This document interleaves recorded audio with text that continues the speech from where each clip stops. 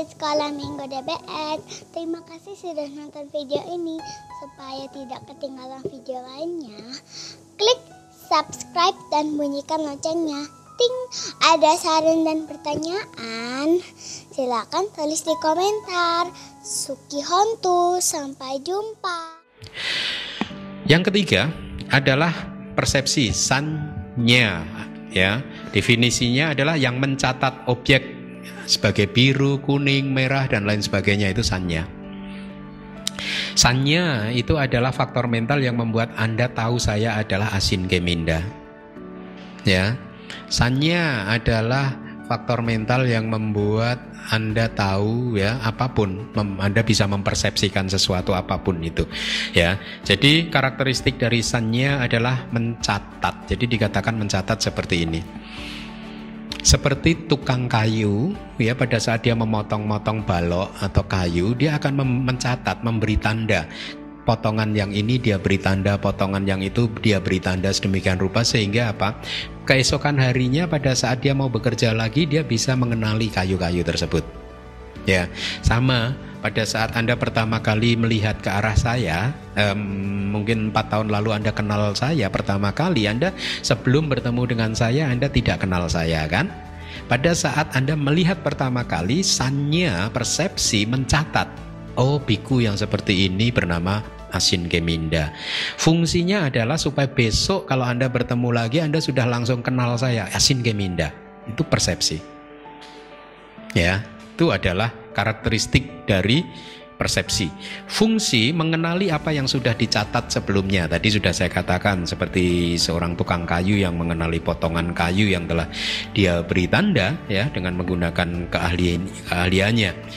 Jadi di kitab komentar yang lain juga ada contoh seperti ini. Jadi seseorang bisa mengenali orang lain karena dia sudah mencatat ada tanda khusus, misalkan memakai kacamata seperti ini, atau di dahinya ada titik hitam, ada tanda-tanda khusus. Nah, itu fungsi dari persepsi, ya. Fungsi ini supaya apa? Bisa dikenali di belakang hari, ya.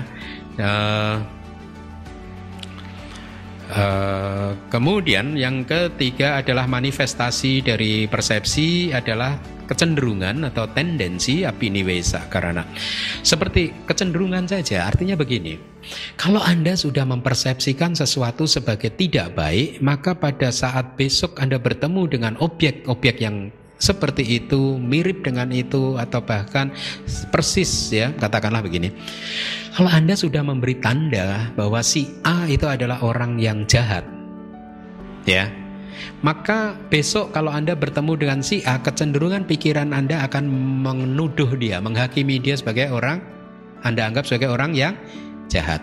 Seperti contoh yang sering saya pakai, dulu pada waktu kelas 2 SD, saya melihat saya agak sedikit tidak suka dengan salah satu kawan, ya, yang setiap hari berantem, ya.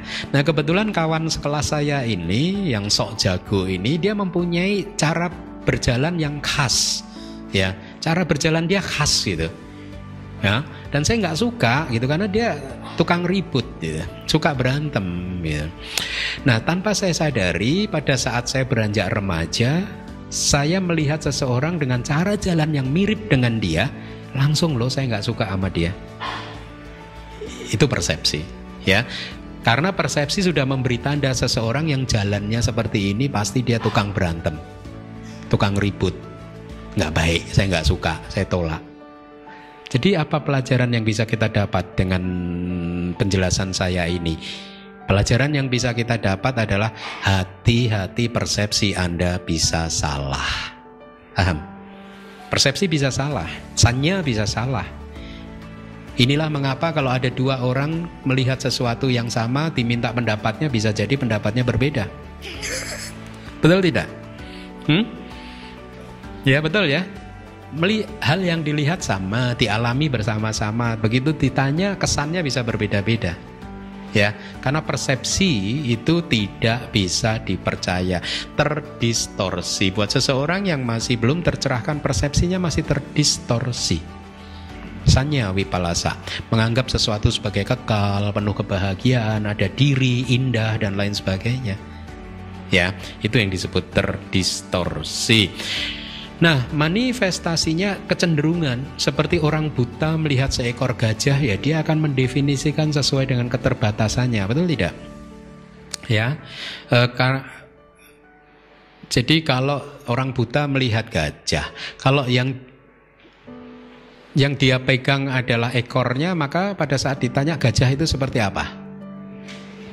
Seperti cambuk katakanlah, ya. Kalau yang dipegang itu perutnya, berarti gajah itu seperti apa? Seperti kendang, ya. Kalau yang dipegang itu kakinya, gajah itu seperti apa? Jadi alat penumbuk kalau di dalam kitabnya, kalau alat penumbuk padi gitu.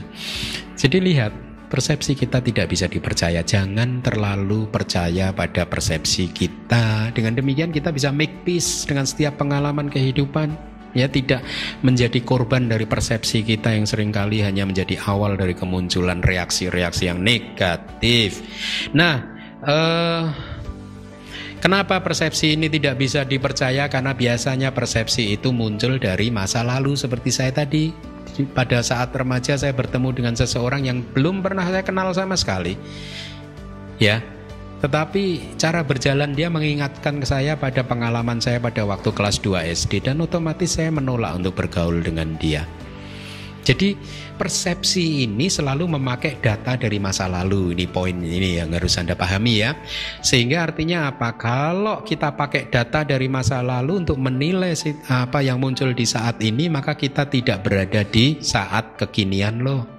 Kita menilai sesuatu yang muncul hari ini berdasarkan data-data yang kita kumpulkan dari kemarin atau tahun lalu atau 10 tahun yang lalu loh. Kita objektif nggak dengan demikian seperti ini? Nggak kan?